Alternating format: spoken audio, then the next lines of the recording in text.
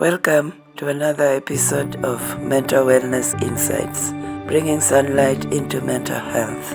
Substance abuse is defined as excessive use of a drug in a way that is detrimental to self, society, or both. In this episode, our guest, Nama Tasi, explains how she overcame substance abuse, and this then acts as an encouragement to that person who is still struggling with it.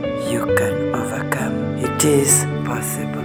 Please remember to subscribe, like, comment, share, and click on the notification bell. Blessings. So hi everyone, my name is Nama Tasi.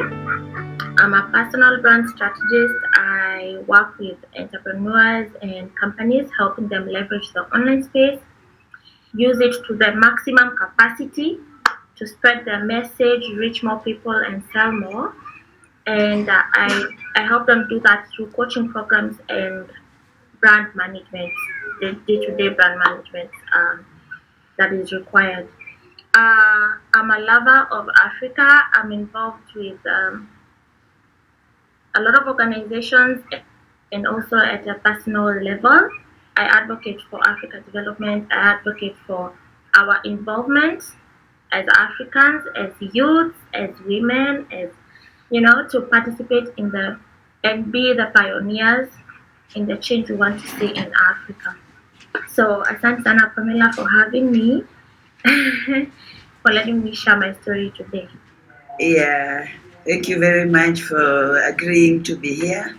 I must say you are a brave to agree to share your story with the world and encourage other people. Not many people accept to do this. So I thank you very much, and I allowed you. So when did you start smoking? I think that was back in 2013. Yeah, 2013. How old were you then? I was 18. I was just joining campus. Oh. And it was something you do. It's like I said in the post, it's something you do just one smoke, because everyone around you is smoking and everyone is having a good time. And then I'm like, let me just try and see. Let me try and see. Because it usually starts there. Let me try and see. So try and see. Yeah. Started very like I could leave it or take it, until I didn't realize it was a problem until I couldn't stop. If you had asked me, even then, just before I got pregnant, if it was a problem, I'd have told you, no, it's not a problem. I can leave this anytime I want, And we had those conversations with our friends, like,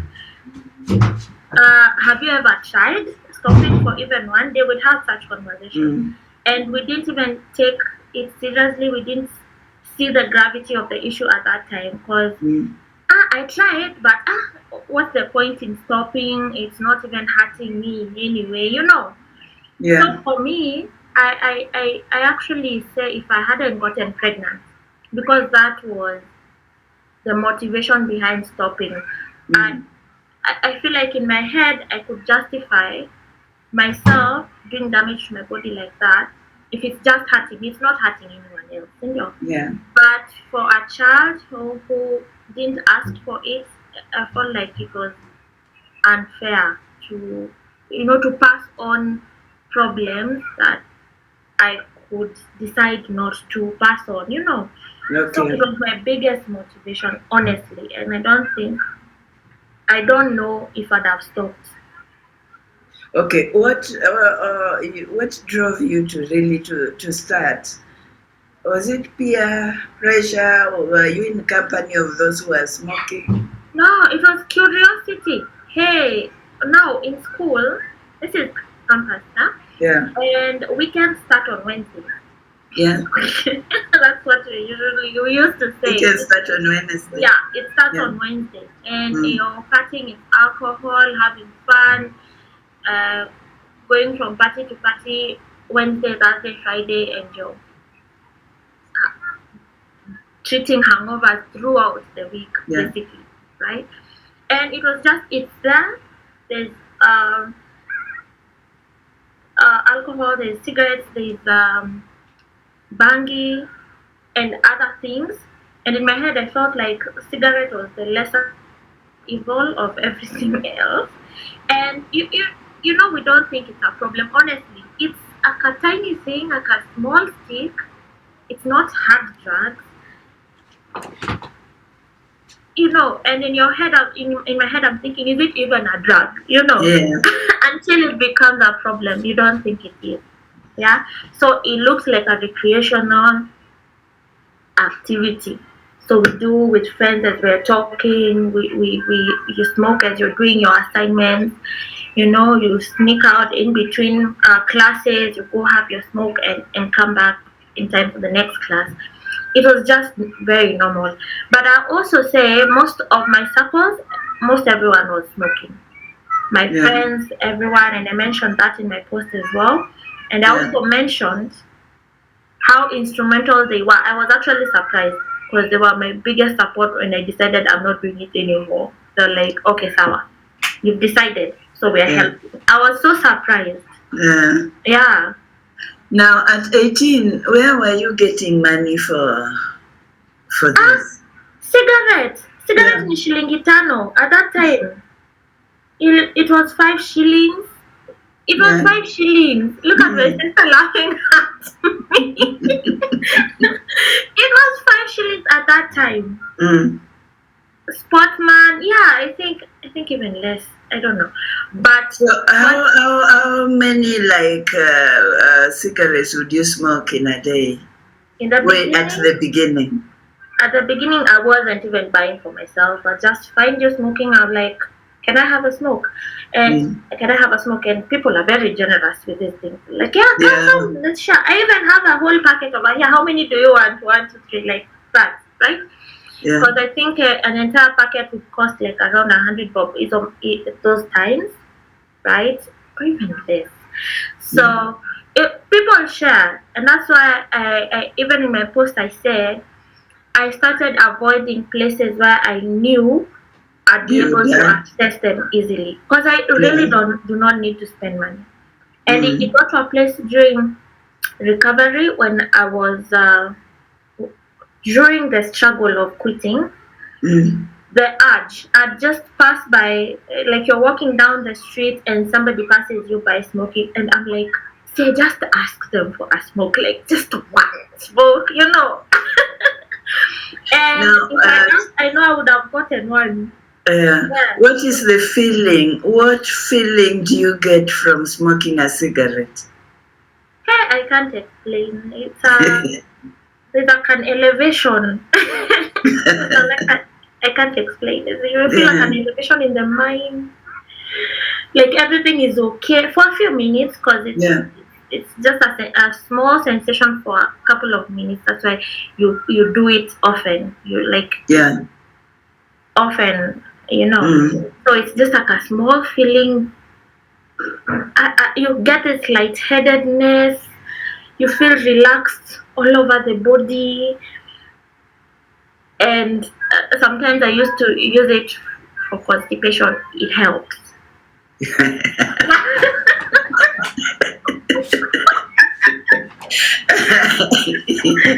that an excuse or no? For real, ask any cigarette smoker. I'll tell you, Mom. Ask any cigarette, they'll tell you it helps. Sometimes when things were not going well stomach-wise, were your parents aware that you were smoking? No. It's so I was in school in Eldoret, right? And we live in Nairobi. So I was away at school most of the year. That's where I used to do all the stuff, all the partying, all the drinking, everything. When I come home, I don't leave home. I'm right there at home. I'm a good girl. Now when I go back to school, it's enjoyment. Yeah. So, at what point did you decide? How long did you smoke before you decided to stop? from 2013 to 2018. This was 6 years. 2019. 2013 to 2019. Yeah, 6 years. Yeah, 6 Did years. the number of cigarettes you smoke, did it increase gradually? Of course. Like per day? Yeah. It increased the frequency. How much you need to feel high like that also increases. Yeah, over time. It yeah, like I started from borrowing just a smoke, just one puff, right? Yeah. And towards the end, I was buying my own packets. Um, Also leaving work to go and smoke because I couldn't smoke in the like around the office, anywhere around town where I could be seen. So I take time off work, go and smoke, and then come back to the office. So yeah, I'd say with time, definitely the usage increases. Now, would you say that it could have affected your productivity? In terms of? In terms of probably the times you have to take off to go and smoke, probably the times when you have the urge and so you are not able to concentrate.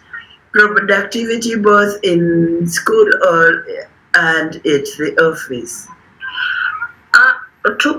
Towards the end when I was employed, that's when it was worse. Yeah, because it was easier at first when I could find places where I could smoke without looks and judgments and everything. Yeah. So when I started getting uncomfortable, like you're in a place and people are looking at you funny, I started now taking time off to go and smoke, and that would be like an hour, because I'm commuting home, and then I smoke, and then I give myself time for the smoke to get off my body, like off my clothes, and so I'm not smelling like smoke when I come back to the office. So it would take an hour of time. Yeah. And yes, it affected my productivity. It affected my productivity, yes. Yeah. And your colleagues in the office, were they aware that you are smoking? The couple who we used to hang out with, after office drinks, those I was close with, yeah, some of them knew, some of them smoked as well, so we'd cover for each other as well. Yeah, like I have to go home, smoke. Ukiulizwa sema tuko na wewe. Okay? Yeah, evil. So we do that for one another. It was something. Yeah. It was something. Okay. So at what point did you decide enough is enough? I didn't decide. I got pregnant. And the decision was made for me. There wasn't a time when I said, let me try stopping. I didn't see any reason to stop until I got pregnant. So that time I was like, okay, let me stop. And I wasn't, even when I was stopping, I wasn't sure I was going to stop forever. I was like, let me just stop. Of the baby, and then we'll see, and then we'll see, because at that time you're still in that space where you need it, you're dependent. So it's difficult to make those long-term plans at that point.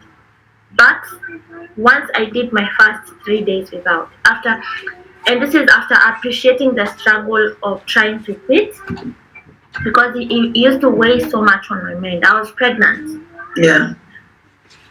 I couldn't smoke. I couldn't stop the way I thought. I thought it would be easy. Like I'll just say, not.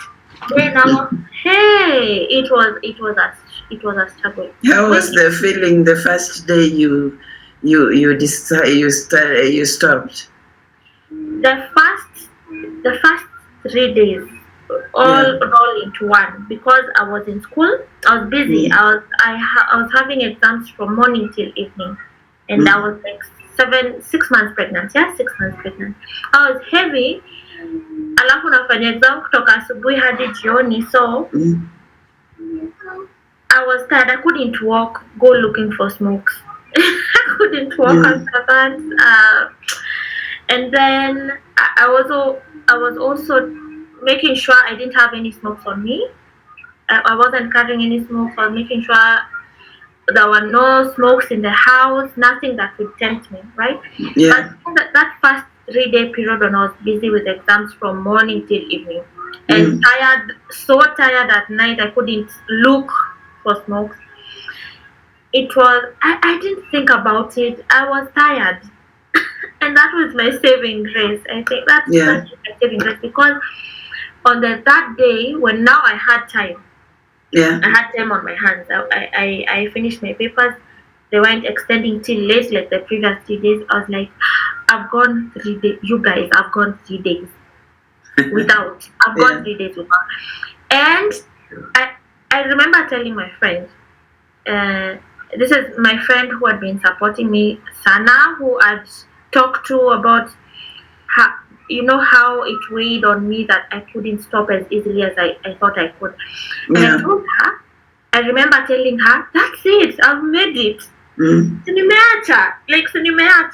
And in that moment, just saying that statement, in that moment, I felt like I'd really done it. Like I could do it. I mean, if I could do 3 days, I could probably push it to another week, So that statement of reaffirmation increased your willpower to stop. Yes. It felt like a switch had gone off in my head. It's powerful. It felt like it's different from saying I'm trying to quit. Yeah. When you say I'm trying to quit, you're still in that stage of struggle. I'm trying, not succeeding. Maybe I will succeed. There's a lot of mark around it. But when you say I've stopped smoking, I've stopped smoking. Yeah. There's no room. You leave no room for negotiation. There's no room for messing up. There's no room for going back. I stopped smoking. Yeah. It's no longer a problem. Yeah. So psychologically, it's a full stop. Yeah, it's a full stop. Like it's a done deal. Yeah. And I remember saying, "Sinivo, maybe sinimeacha," And at that time, I didn't know how instrumental that moment was. But looking back, that was it. That was that time. And I thank God that I'm a very competitive person, even with myself. Because at that time I was like, if I've done 3 days, let me do 1 week. And then when I got to 1 week, I was like, let me do 3 weeks. Let me do 3 weeks and see. If I finish at 3 weeks, I'll know I've stopped kabisa. Then I get to 3 weeks, I'm like, let's do a month. I'm very competitive with myself. And every time I felt like going back, I'd think, all this progress I've made so far will be for nothing. I'll have abstained and felt tama and denied myself for nothing. No, it can't be for nothing. Let me try one more time. But at that time, because I lived with my partner, my baby's father, and he was smoking.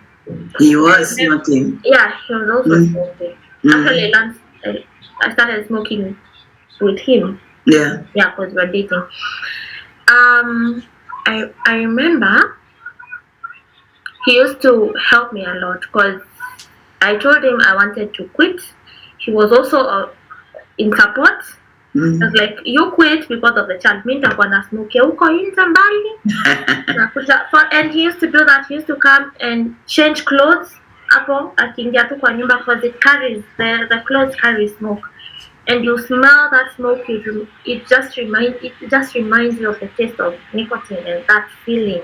And I'd ask him when he's coming to just change clothes, and he would, and he'd remove all his half cigarettes because those ones really smell from the house. He'd leave them outside, I'd wake up in the morning before he went for work, and we'd go over the entire house looking for any places he could have kept any cigarette by mistake, and I'd give them to him. So I was also very motivated.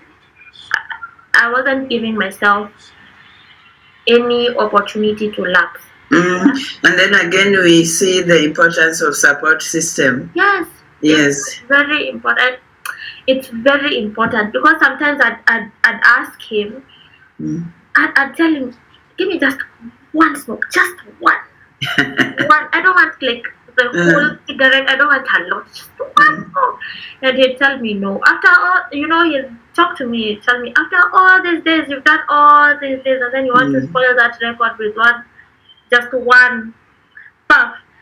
And then I'd supplement with sugar. I'd feel this craving for sugar, so I'd get sugary stuff to it used to help. Nilikuwa na lamba skari, like kulamba skari and Fanta oranges, all this sweet stuff I'd keep in the house to it helped the sugar. Okay. So after how long did you now ascertain I am completely out of it? There's a friend of mine. She's a very good friend, and she's very familiar with substance abuse, and because her son does it. We're having this conversation, and she asked me, if you keep avoiding people who are smoking, if you keep avoiding places where smokers are, if you keep avoiding your access to smoking, does that mean the first opportunity you get access, you're going to lapse?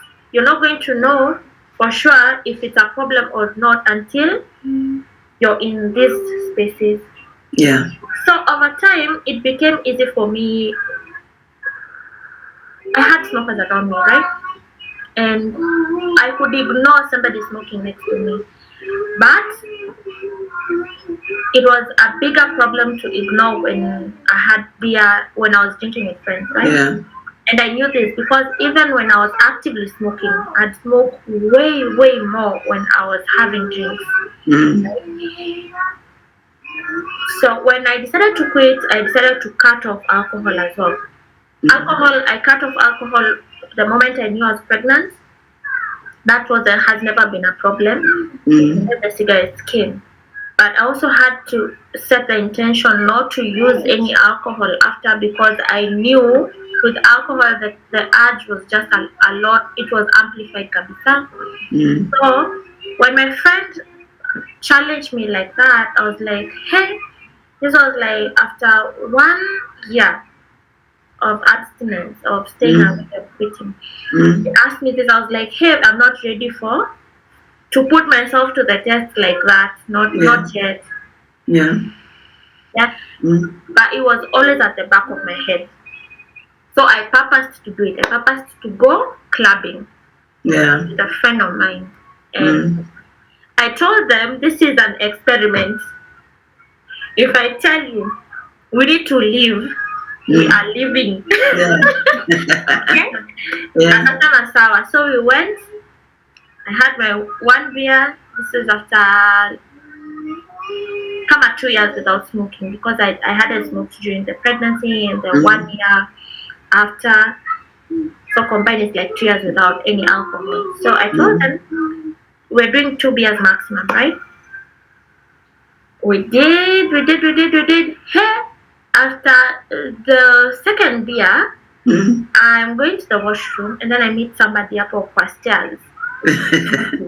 Like, hey! I didn't even go to the washroom. I turned back. I went to lost my friend, but home. And we left. And well, that didn't sit well with me. It felt like I could, like it wasn't in my control, you know. Yeah. It felt like I could backslide anytime. Yeah. So I did it again. I went alone now without any friend. I went alone. Yeah. Mm. I started, we're doing this. And I carried my beer and I actually went and sat very close to the smoking zone. Ilikuwa kwa balcony hapo. And I sat down and I had my beers and had conversation with somebody who was smoking next to me. And although it was on my mind, it wasn't like, hey, if I don't get this smoke, I'm going to kill somebody. No, it wasn't. it wasn't like that. So I think after that second travel, I was like, it's no longer a problem. Yeah. So until today, I have no problem. I can sit around people who are smoking. I have my beer or wine with my friends if there's an event, something. But it's also not a regular occurrence because I've never been a fan of alcohol or anything, and that's the only time. Yeah. So it's not a problem. It's not a problem anymore. I don't know when exactly it happened because because of those periods of time when I wasn't drinking. I don't know when exactly it stopped being a problem, but those 2 times that I put myself to the test, that was it. That was the time I knew. Okay. Does your partner still smoke? No, we're no longer together. Yeah. So you are no longer living with somebody who is smoking? No, I do live with somebody who smokes. But it's not a problem, yeah. It's not. But it doesn't trigger you? No, none. So that means you are completely out of it? Yeah, I'm completely out of it. They could leave their cigarette and it doesn't bother me at all. At all. Okay. That is interesting. Now, what would you advise people who are struggling with substance abuse? What would you advise those who have not started but probably because of peer pressure are thinking of starting? I'd say for people who haven't started, don't start. Don't start because it's going to be a problem giving up. Unless you plan to smoke forever, But it also has its health issues, and I had a chronic cough for a very long time that wouldn't go away. In 2017, 2018, I used to cough until the neighbors would comment about it. It was like a very heavy, cough, and it wouldn't go away. So at that time you were still smoking? 2017, 2018, yes. I stopped in 2019. 2019, towards the end of 2019, around October there. When you had that chronic cough, did it worry you? Did it worry you that it's because of the smoking that you... Oh no, I was like in denial. I would think maybe it's the smoking, and I remember one time somebody mentioned it. I was like, we live in Eldoret. It's cold. Tunakuanga na homa kila wakati. You want to brush it off. You don't want to. You want to deny it. Yeah, because you don't want to stop under whatever circumstance. You do not want to stop. So yeah. I would go to the hospital, get the dawas for the nini but I wouldn't. If they asked if I smoke, I wouldn't say I smoke. Or all those things, like when we're doing the checkups and everything, I wouldn't admit I was smoking. I'd get the short term, those over the counter cold solutions. Hivyo inaisha inarudi, inaisha inarudi, inaisha inarudi, hivyo. But I would never say it's because of the smoking. But looking back, I think it was. Yeah. Because I stopped and I no longer have it. Yeah. Now, when somebody is smoking, do you ever stop to think about the effects on your health, the long-term effects? No, you don't. Let me tell you. like I said at the beginning, you don't think cigarette is a drug. You're like, No. drugs are like heroin, cocaine, those big ones. You know the Yeah. the drugs. You Mm. don't think cigarette is anything. You don't think it's a problem. Even when Mm. you sit with people, like when I sit with my friends, they're like, Yeah. I admire you for stopping. I'm going to stop also someday. You know, I'm going to stop, but they don't think of the implications, health implications. Like, I'm at same people just ignore. You don't want to believe it can affect you. Yeah. Yeah. Mm. Or you think, I know so many people who smoke and they don't have any issues, so Mm. how am I going to be special? But I learned these problems, complications, they come after years, years of smoking. And Exactly. sometimes they even pop up after years of quitting. So, Yeah. hey, I hope I'll be safe. Yeah. So, advice to those who are struggling to stop. My advice is don't do it alone. You don't have to, I mean, you can do it alone, but you don't have to. You don't have to. Talk to somebody, tell them you're trying to stop, and if you don't get help, ask another person. Ask until you get the support you need. Mm. Know the kind of support you need, because for instance, with myself, I knew when the situations where it was problematic, when I was having drinks, and during the first days when I had to sleep, we'd had to look for cigarettes in the house and then make sure I'm not left with any, you know. Mm. So go that extra mile if you have to, and find some motivation. Because me, my biggest motivation was my child. Yeah. My biggest motivation was not to punish somebody with a habit I'd chosen for myself. You know, come on, if it's enjoying myself, it's just me who's enjoying myself. She's not, right? And that was my biggest motivation. So find motivation, anchor yourself with it, find a good why you need to stop, find your why, get support, and then push yourself, challenge yourself to stop. Because at the end of the day, even with the best support, I could easily sneak a smoke. What's stopping you from going to the shop and buying a cigarette? Right now, they go for 15 bob. What's stopping you from spending that 15 bob and hiding somewhere smoking? Or finding somebody on the roadside and asking them, hey, can I have a puff? You know, it doesn't, you have to do it for yourself.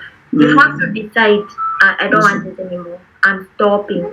Yeah. And It's a personal decision. it's a Personal willpower. Yeah, I've seen a lot of people go to rehab for this, come back, stay away And they for a while, and continue then go back. smoking. Yeah. Even people with the best intentions could be around you, and without you being on board, it won't work. So be there for yourself as well. Yeah. And if it takes you to avoid some people, then do. Yes, please do. It is also self-sacrifice. Self-sacrifice. I've lost a lot of friends. Yeah. I've become the boring friend these days. But that's an exchange I'm willing to make. You know. Exactly. I have, and this is honest. Let me tell you. Yeah. The best thing that has come out of. Let me find the correct words. Yeah. Stopping to smoke meant I had to stop drinking. Stopping drinking meant I had to stop hanging out so much with my friends, because I realized with most of my friends we used to meet for drinks. Yeah. You know, it was, hey, come at Nini, I'm at, I don't know where come we have a few drinks here. So as a result of stopping, I lost a lot of friends from my previous circle. But I've replaced them with people who understand who I am now.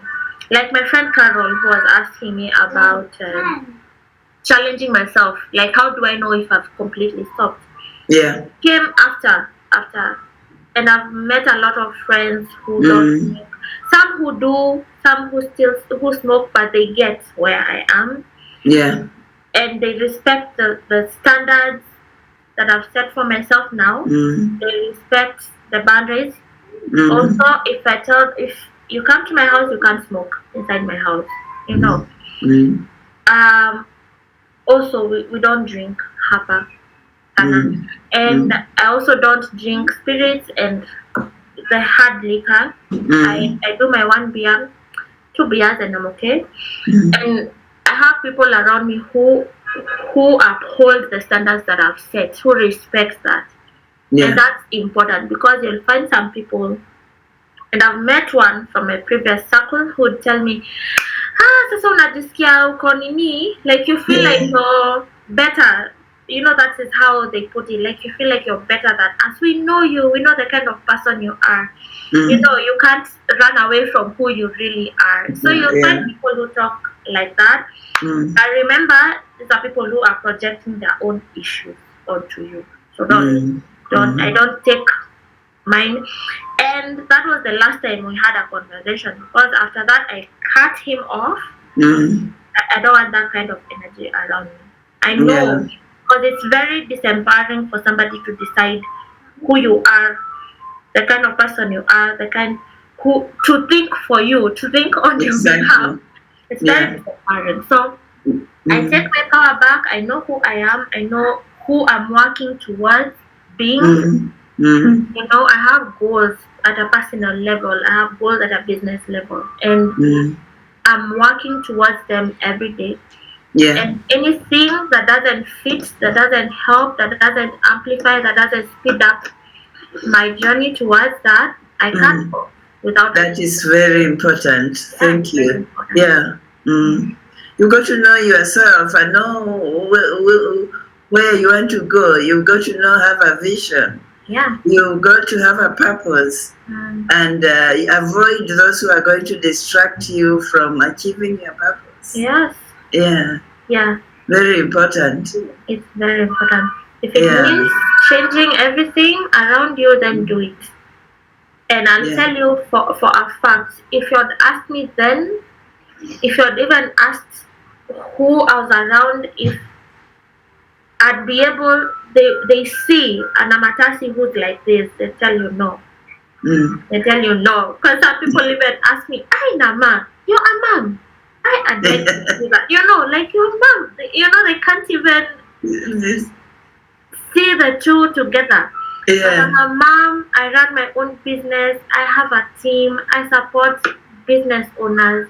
I've had the privilege, just with the kind of vision I have for myself, I've had the honor to meet people I would never even have had access to, or even thought I could reach. And these are people who also hold me in esteem the same way I hold them in esteem. And that's, you can't get that without working for it. Exactly. Exactly. You cannot be the best you want if you are not ready to work for it. Nothing comes easy. Nothing comes easy. From Nama's story, it is clear that personal decision, determination, resilience, self-control, and support are key important factors to overcoming substance abuse. You can overcome. It is possible. Thank you for watching this episode. Please remember to subscribe, to like, to comment, to share, and to click on the notification bell. Blessings.